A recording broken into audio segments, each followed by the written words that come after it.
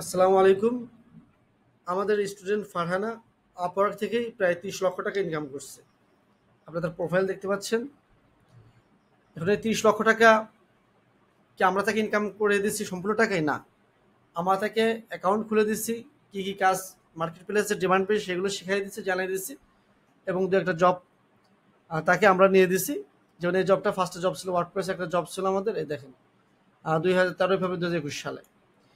এবং দু একটা জব নিয়ে টপের একটা ব্যাচ পর্যন্ত আমরা তাকে সহযোগিতা করছি। এরপরে সম্পূর্ণ কাজ সে নিজেই করছে। সে নিজে, যেমন আপনি যদি সর্বোচ্চ প্রজেক্ট দেখেন, একটা প্রজেক্ট সে করছে সম্ভবত 10 লক্ষ টাকা।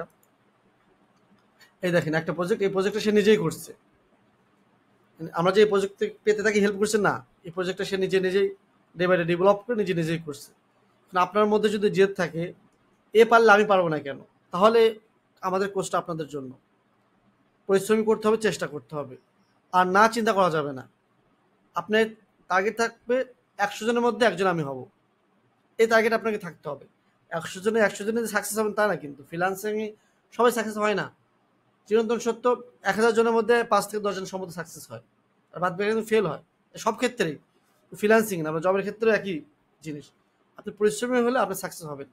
তবে ফ্রিল্যান্সিং পেশাটা শিখে রাখা ভালো, যে আপনি বাড়তি একটা ইনকাম যদি আপনি মেন পেশা করতে চান সেটাও করতে পারেন।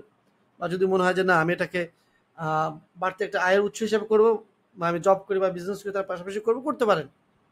তো সময় দিতে হবে আপনাকে, যে এটাই করেন সময় দিতে হবে, একটা নির্দিষ্ট সময় দিতে হবে। ধন্যবাদ।